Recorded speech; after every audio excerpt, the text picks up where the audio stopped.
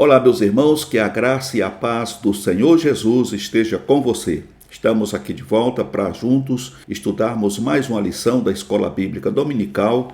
Estamos estudando esta feita a lição de adultos da editora Betel e a lição de hoje é a lição de número 12, que traz por título Visões do Afastamento e Retorno da Glória de Deus. O textuário está registrado em Ezequiel capítulo 43, versículo 5, que diz: E levantou-me o Espírito e me levou ao átrio interior, e eis que a glória do Senhor encheu o templo. A verdade aplicada diz: Deus nos convoca a viver em santidade para que se cumpra em nós o propósito da nossa existência. E qual é o propósito da nossa existência? O relacionamento com Deus. Os objetivos da lição de hoje são 3, e o primeiro deles é mostrar que Deus não habita no meio da impiedade. Esse é o primeiro ponto que vamos estar abordando no decorrer desta lição. O segundo é ressaltar que a glória de Deus não se negocia, ela não é negociada.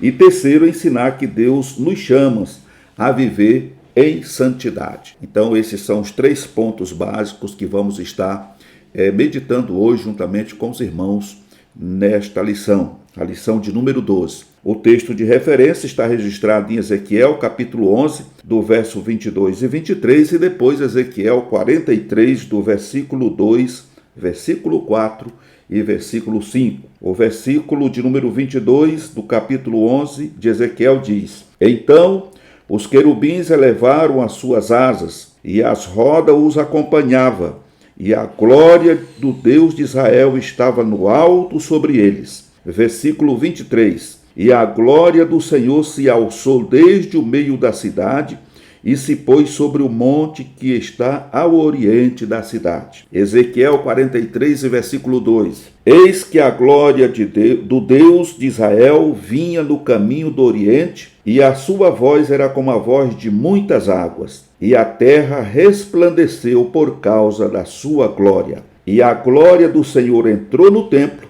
pelo caminho da porta, cuja face está para o lado do oriente. E levantou-me o Espírito, e me levou ao átrio interior, e eis que a glória do Senhor encheu o templo. Louvado seja o nome do Senhor. Então, aqui 2 pontos importantes que nós precisamos atentar, e vamos estar vendo isso no decorrer do estudo desta lição. Primeiro, a glória de Deus se ausentando do templo, e depois o retorno dela novamente para o templo. Então, como vimos aqui na verdade aplicada, Deus nos convoca a viver em santidade para que se cumpra em nós o propósito da nossa existência. Ou seja, o propósito da nossa existência é um perfeito relacionamento com Deus. E aí, no primeiro ponto aqui do objetivo da lição, nós temos aqui uma amostra que Deus não habita no meio da impiedade. Então, a partir do momento que o cristão ele passa a viver impiamente, a glória de Deus se afasta da vida dele. Em outras palavras, o Espírito Santo que habita nesse cristão se afasta dele. É por isso que Jesus, uma certa feita, ele conta uma parábola, quando ele diz que o espírito maligno habita no ser humano que o induz a pecar, a toda sorte de coisas ruins. Mas quando essa pessoa se volta para Deus e está disposto a obedecer a sua palavra, esse espírito maligno ele é expulso da vida daquela pessoa. E diz o texto diz ali o Senhor no texto que ele passa a vagar por lugares áridos. Ele fica vagando, porque ele não tem mais moradia, ele perdeu a moradia. E o Espírito Santo de Deus vem e começa a trabalhar naquela vida, no caráter, na transformação, e ele se torna ali um templo do Espírito Santo. Mas o importante notar nisso aqui é que Jesus adverte dizendo que aquele espírito maligno que foi expulso da vida da pessoa, ele não esquece da sua casa. E vez e outra ele aparece por ali e dá uma olhadinha.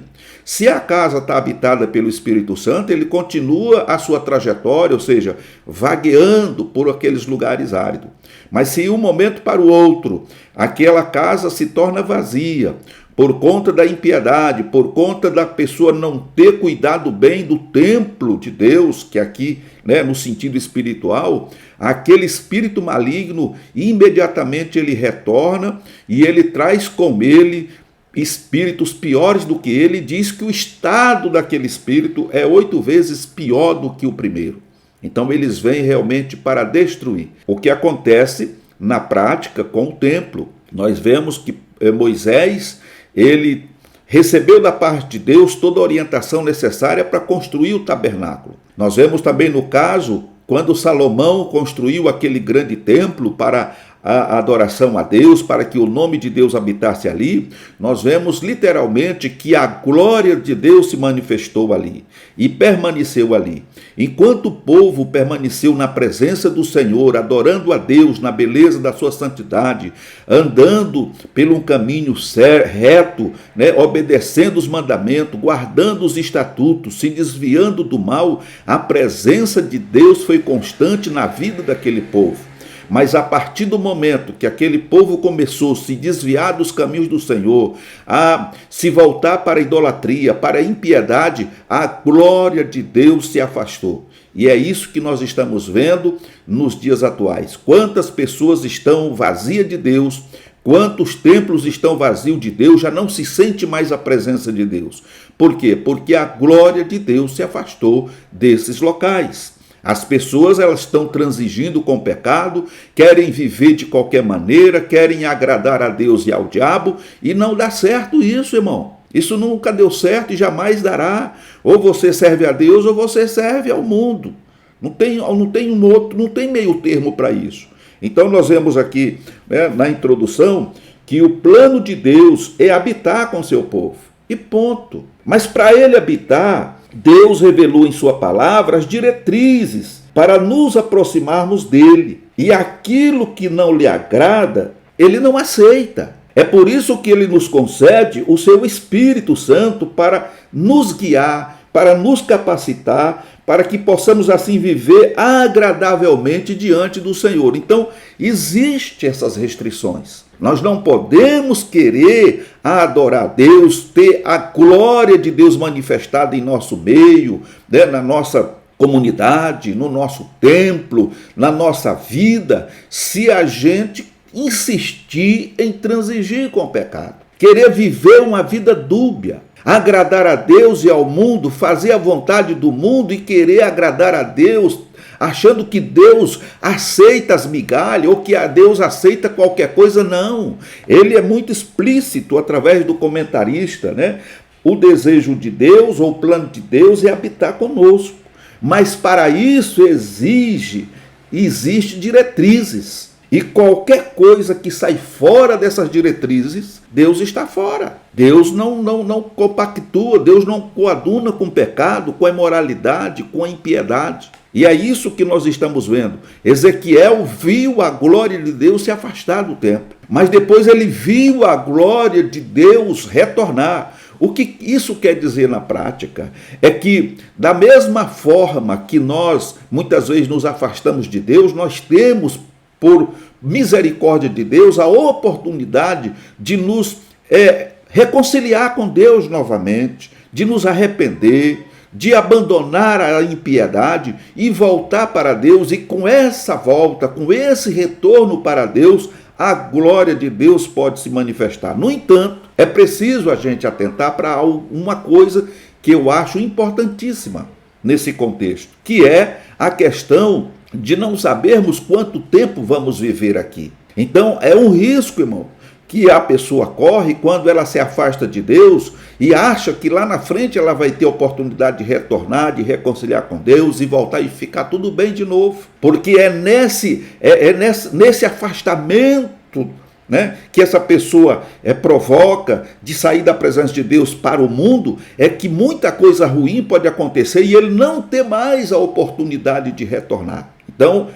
trazendo isso literalmente para a vida da pessoa, isso é perigoso, porque em Cristo a glória se manifestou e nós temos ele como nosso advogado, mas nós não podemos abusar, nós não podemos abandonar de maneira nenhuma aquilo que nós já sabemos, que já conhecemos, porque senão o que está escrito, a carta aos Hebreus, ela tem um valor e um peso muito grande sobre nós, porque a partir do momento que a gente sabe que está agradando a Deus e sabe quando não está agradando a Deus, isso denota o quê?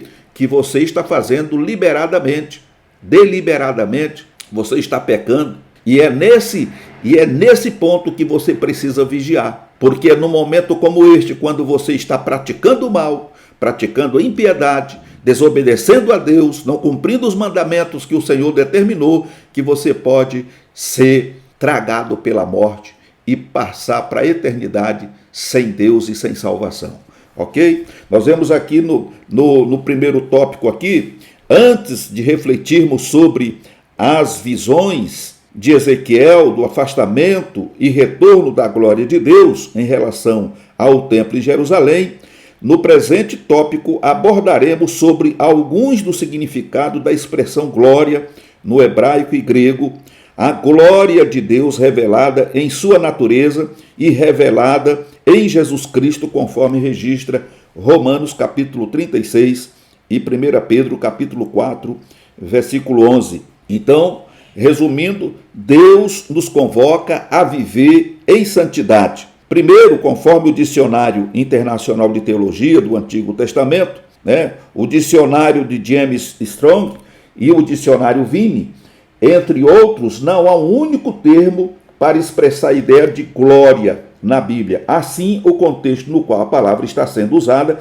é que determina a ideia que se deseja passar, pois pode estar se referindo a seres humanos, conforme Gênesis 45:13, a riqueza material, Esté 5, verso 11, a Deus, Êxodo 33:18 e Ezequiel 1:28, alguns sentidos são aquilo que produz peso, aquilo que impõe, aquilo que produz consideração. Vários textos no Antigo Testamento fazem menção da glória de Deus num contexto de junto com o seu poder e a sua santidade, conforme Ezequiel 14, verso 4, 17, 15, verso 11 e o Salmo de número 29, versículo 12, Isaías 6, verso 3. Também é comum a manifestação da glória associada ao tabernáculo e templo. Ezequiel 40, 34, 1 Reis 8, verso 11, Ezequiel 9, 3 e 43, verso 4. Resumindo isso aqui, a glória ela pode ser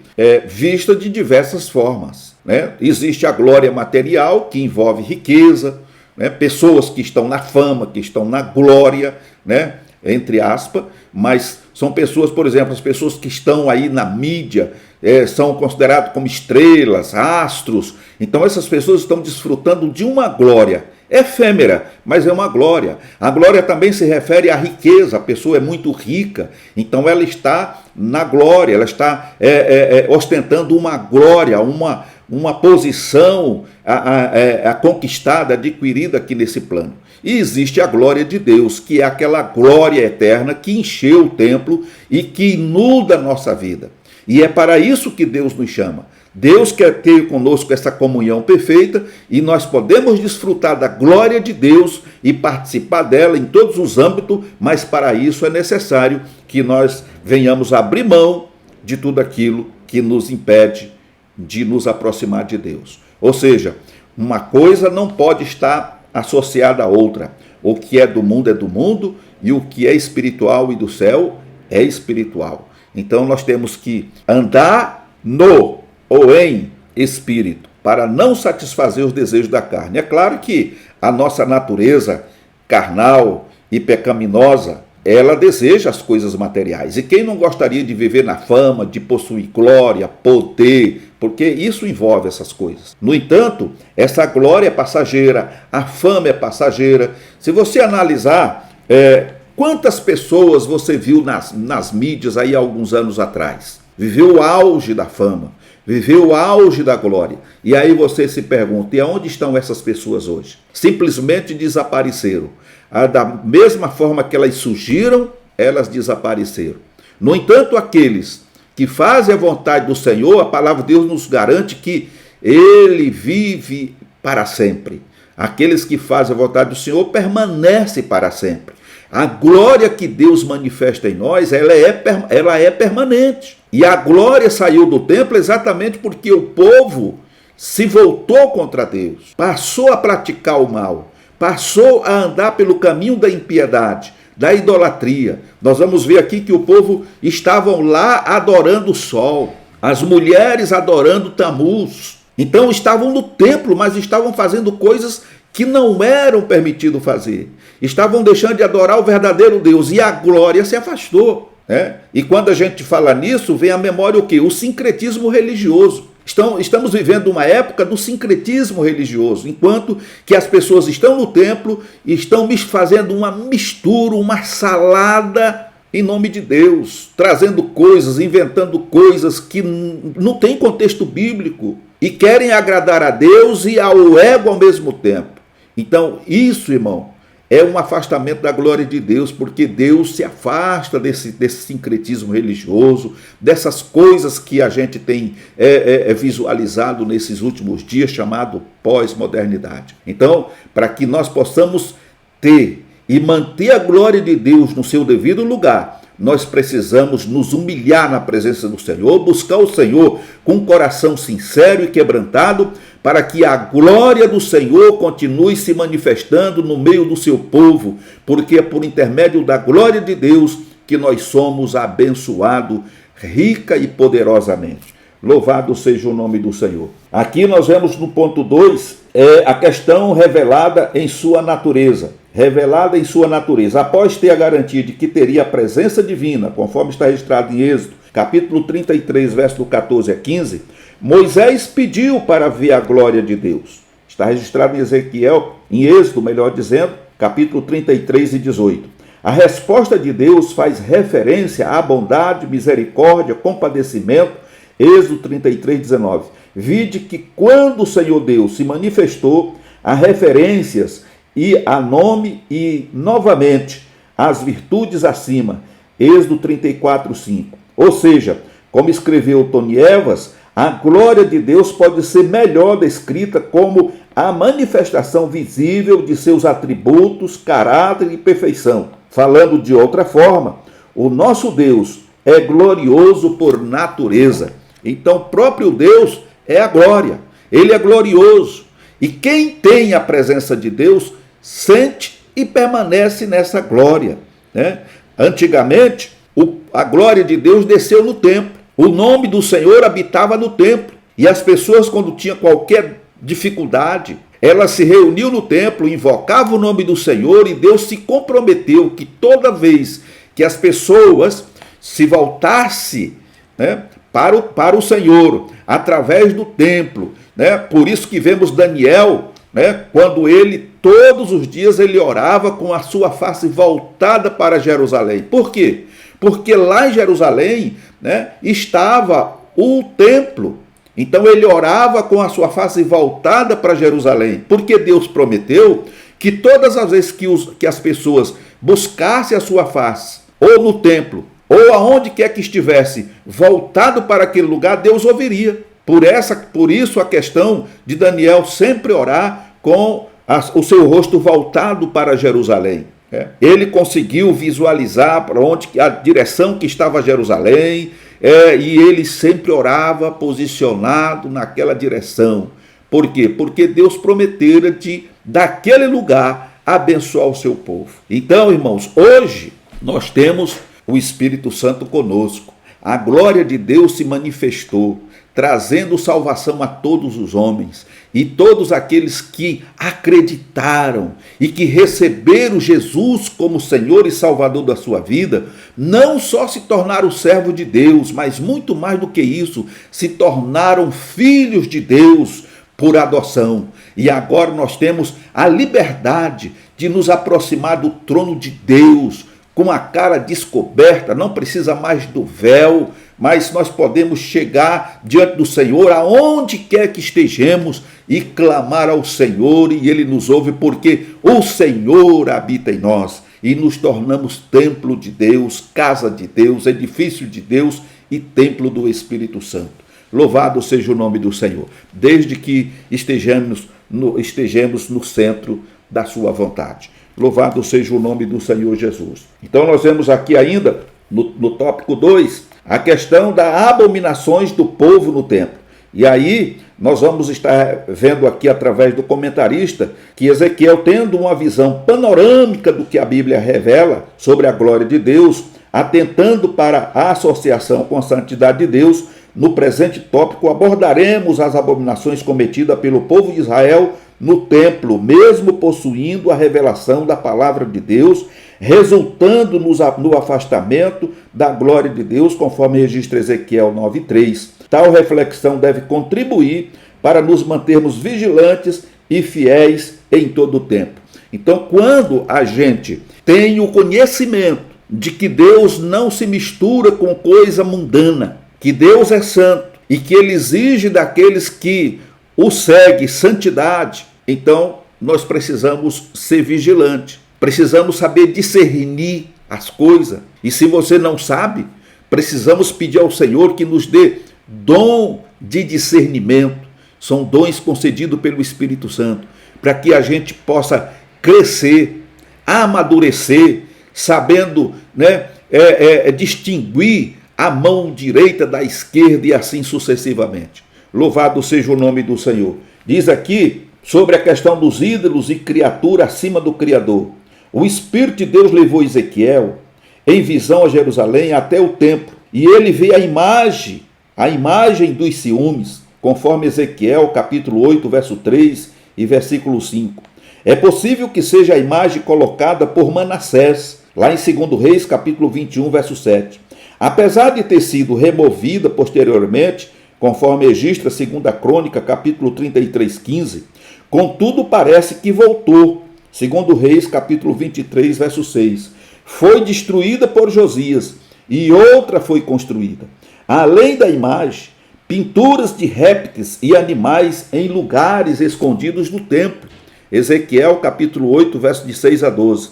Visões que nos fazem lembrar sobre a possibilidade de, havendo ausência de ensino, firmeza e profundidade cristã, se adotar sincretismo religioso, ídolos secretos e estabelecer no culto a criatura acima do Criador, conforme está registrado em Romanos capítulo 1, 21 a 23, e 1 João capítulo 5, 21 e Apocalipse 22, verso 15. Então nós vemos que essas abominações estavam acontecendo no templo. As pessoas estavam pegando as partes do templo que ficava mais secreta, mais escondida, talvez lá para o fundo, e estava lá desenhando, répteis. Tinha adoração a Tamuz, tinha adoração ao sol. As pessoas estavam de costas para o altar do Senhor e adorando o sol, fazendo oferenda. E isso nos mostra o perigo de estarmos cometendo o sincretismo, como já falei a princípio. As pessoas estão trazendo muita inovação para o Evangelho,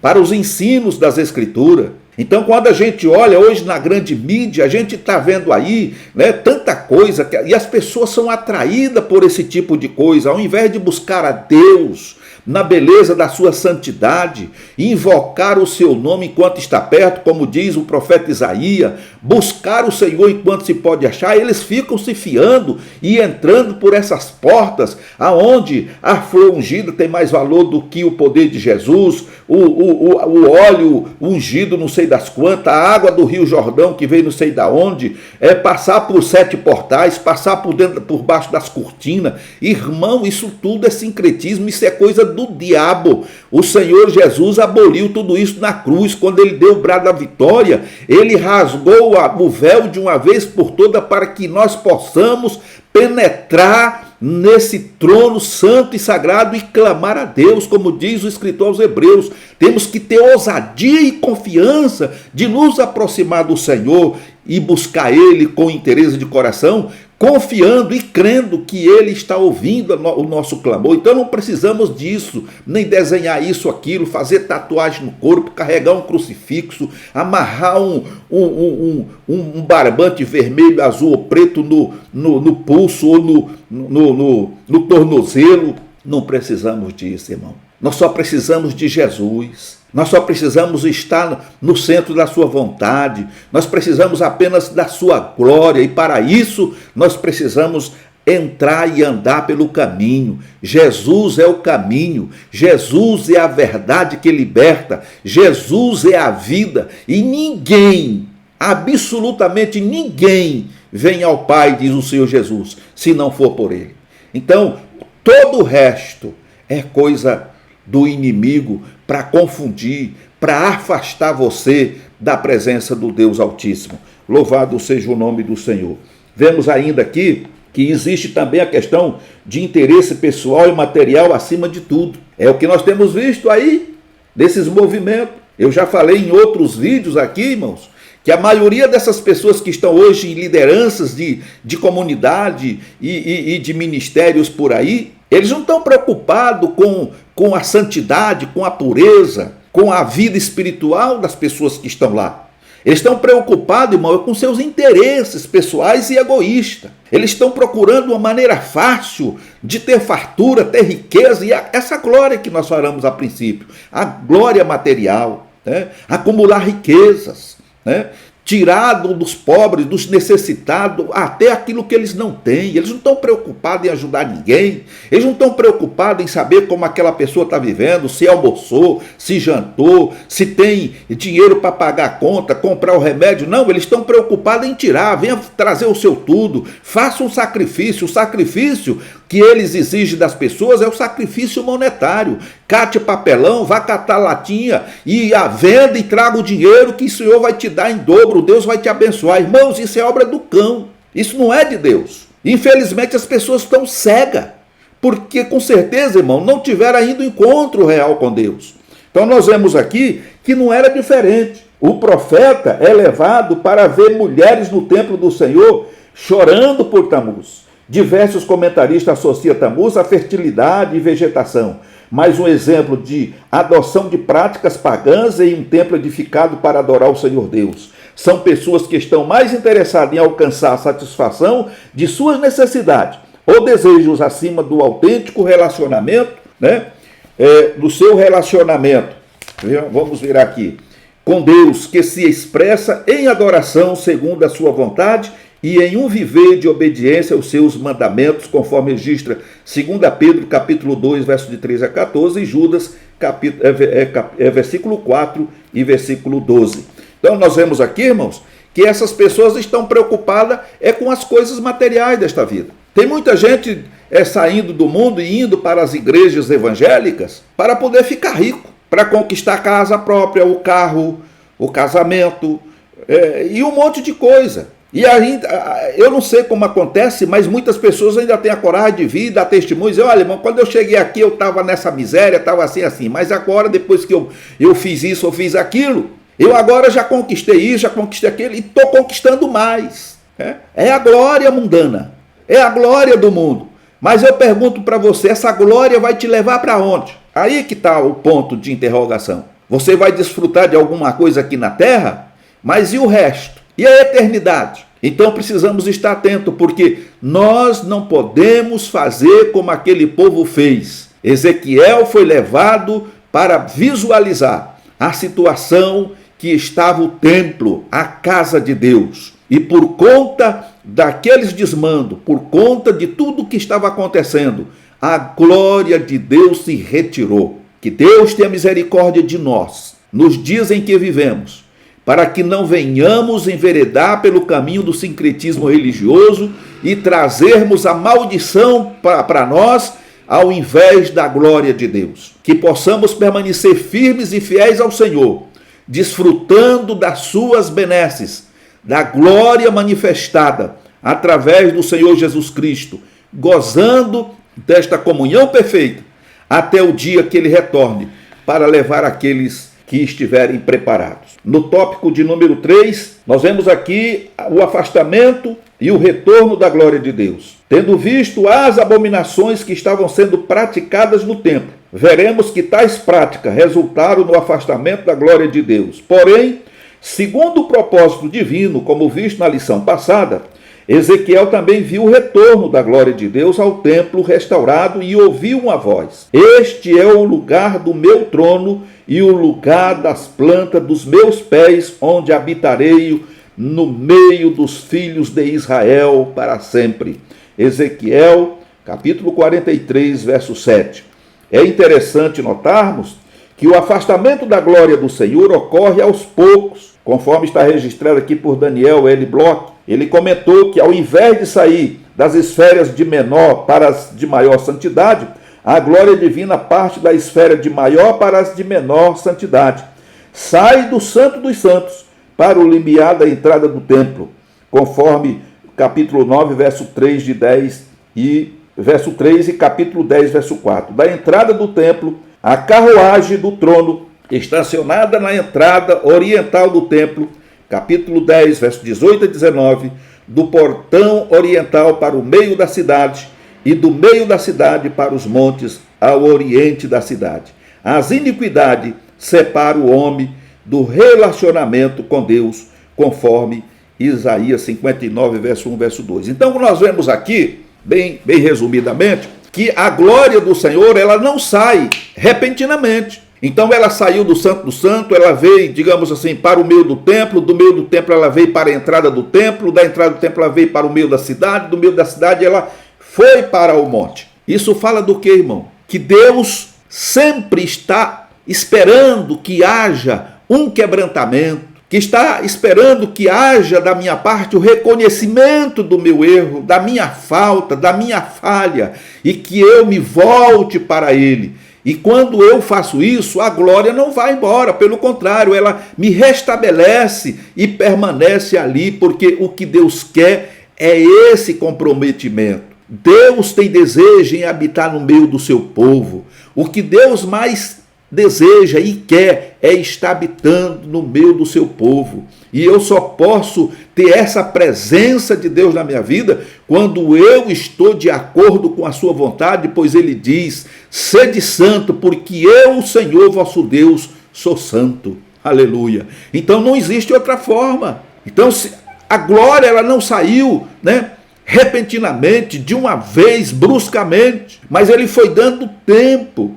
Quando a gente olha para os profetas menores, nós vamos ver ali que Deus, madrugando, ele enviava os seus profetas, sempre trazendo, mostrando para o povo de Israel os seus erros, os seus pecados, a sua incredulidade, a sua idolatria, mas também mostrando para eles que ainda há uma esperança. Olha, se vocês se arrependerem do vosso mau caminho, se vocês se converterem, eu prometo que vou abençoá-los, que eu vou manter a minha glória, que eu vou fazer isso, que eu vou fazer aquilo. Então Deus nunca ele abandonou o seu povo bruscamente, de uma forma repentina. Ele sempre dá a oportunidade para que você reconheça que está errado e se volte para ele. É por isso que está registrado isso aqui. É para que a gente entenda que o nosso Deus não é um Deus mau. Ele não tem prazer na impiedade, muito menos no pecado do homem. Ele abomina o pecado, mas ele ama o pecador. E o desejo de Deus é que o homem se arrependa do seu mau caminho e viva. Aleluia. Então é isso que nós vemos aqui através desse comentário. Então, no outro ponto aqui, nós vamos ver sobre a questão do retorno da glória de Deus. Após a visão do novo templo, conforme a lição 11, a glória de Deus de Israel vem pelo caminho do Oriente. Lembremos que o profeta já tinha visto que estava sobre o monte, ao oriente da cidade, e entrou no templo, conforme 43 e 4. Tal descrição lembra Êxodo 40, 34 e 1 Reis, capítulo 8, verso 11. Glorifiquemos ao Senhor, pois ele continua interessado em operar a restauração no relacionamento com todos os seres humanos. Salmo 51, verso de 11 a 12. E Apocalipse, capítulo 3, verso 20. É significativo que o último livro da Bíblia, consequentemente, antes da vinda de Jesus Cristo, registra que nascerá o sol da justiça e salvação trará. Malaquias, capítulo 4, verso 2. Então nós vemos aqui que quando há um quebrantamento, quando há um reconhecimento de que a pessoa está errada, e há arrependimento, a tradução da palavra arrependimento é um retroceder, é um voltar-se para trás, é parar de fazer o que está fazendo para começar a fazer da maneira certa de novo. Então, quando se arrepende, há o arrependimento, há o reconhecimento da falha, então a glória de Deus retorna. Glória a Deus por isso. Ela retorna, ela sai lá do monte e retorna para o seu devido lugar. E a vida daquela pessoa se torna uma bênção novamente. É claro, meus amados irmãos, que nessa vida que estamos vivendo, cheias de incerteza, cheia de de altos e baixos, a gente não consegue viver 100%, né? Uma santidade 100%, porque estamos vivendo num processo. A palavra de Deus, ela diz que quando o varão atinge a estatura de um varão perfeito, ele simplesmente deixa de existir aqui e jamais ele vai conseguir passar à frente o que ele fez ou como fez para que alguém o siga. Nós não chegamos à estatura de um varão perfeito. Se eu estou vivo aqui, você está vivo aí, estamos aqui ainda nesse plano, é porque ainda estamos no processo da perfeição. A santidade, ela é um processo e ela depende muito mais de nós do que do próprio Cristo, tá? Então, é você que decide. O Senhor te deu tudo, todas as ferramentas e todos os meios pelo qual você pode se tornar santo e chegar à estatura de um varão perfeito. Mas é você que toma a decisão de como e quando você quer chegar a isso. Quanto mais você se aproxima de Deus, quanto mais você medita na palavra de Deus, quanto mais você se desvencilha do pecado e do mundo e procura agradar a Deus em todos os sentidos, mais e mais você vai se aperfeiçoando em Deus. Amém? O apóstolo Paulo é um dos nossos maiores exemplos. E ele sofreu muito. Mas ele pôde, no final da sua jornada, dizer: combati o bom combate, acabei a carreira e guardei a fé. Aquilo ali é a prova de um homem que viveu para Deus, conforme ele mesmo disse: eu já estou morto para o mundo, eu já fui crucificado com Cristo, eu já morri, e a vida que eu estou vivendo agora, eu vivo exclusivamente para agradar aquele que me chamou, a Cristo. Então, irmãos, nós temos ainda uma tarefa. Enquanto estivermos vivos aqui nesse plano, nós temos aí uma grande peleja, uma batalha. Mas uma coisa é certa, nós nunca poderemos nos afastar da glória de Deus ou permitir que ela se afaste de nós. Nós precisamos estar no centro da vontade de Deus, porque somente com a ajuda de Deus, com a ajuda do Espírito Santo que está conosco para sempre, é que nós teremos condições de vencer os embates que esta vida tem colocado diante de nós. Nós vemos ainda sobre a questão do impacto e o resultado no povo de Deus. Após enfatizar a estrutura do templo, conforme registra Ezequiel 40 a 42, e a volta da glória de Deus, conforme o tópico anterior, agora a visão vai focar a conduta do povo e dos sacerdotes, considerando que Deus está no meio do seu povo, Ezequiel 43, verso 7. A mensagem enfatiza lançar fora tudo o que contamina. Ezequiel 47, versos 7 a 9. A lei do templo está intimamente ligada à santificação. Ezequiel 43, 12. O ponto de partida é o altar. Ezequiel 43, 13. No tempo de Elias e de Manassés, o altar também precisou ser restaurado. 1 Reis, capítulo 18, verso 30, 2 Crônica 33, 16. Anos depois de Ezequiel, quando os primeiros judeus voltaram do cativeiro babilônico, ao chegarem em Jerusalém, iniciaram as ações visando a restauração pela edificação do altar de Deus, do Deus de Israel. Esdras, capítulo 3, verso 2. Podemos resumir algumas lições com as seguintes expressões: lançar fora o que contamina, priorizar a santificação, restaurar e manter o relacionamento com Deus. Então são coisas imprescindíveis, irmãos, para que nós possamos manter a glória de Deus em nosso meio, no meio da igreja e na nossa vida particular. Sem estas condições, nós vamos brincar de ser crente, vamos brincar de ser pastor, vamos brincar de fazer igrejinha e etc e tal, mas a glória de Deus vai estar longe. A única forma é andarmos pelo caminho. E a palavra de Deus diz: este é o caminho, andai por ele, sem vos desviar, nem para a direita e nem para a esquerda, e muito menos olhar para trás, mas olhar para a frente e para o alto, para Cristo, autor e consumador da nossa fé. Louvado seja o nome do Senhor. Deus, em sua soberania, decidiu revelar-nos a sua glória e deseja habitar com seu povo. Tal plano foi plenamente manifestado em Jesus, que veio ao mundo cheio de graça e de verdade. Assim, todos que estão unidos a Cristo recebem a graça necessária para um viver santo e agradável a Deus. E assim, nós concluímos esta aula. E o meu desejo, a minha oração, é que o Senhor, através do Espírito Santo, venha esclarecer você muito melhor do que aquilo que eu pude passar. E assim sendo, Deus te abençoe, Deus te guarde e até uma próxima oportunidade, se assim Deus nos permitir. Fiquem todos na paz do Senhor Jesus.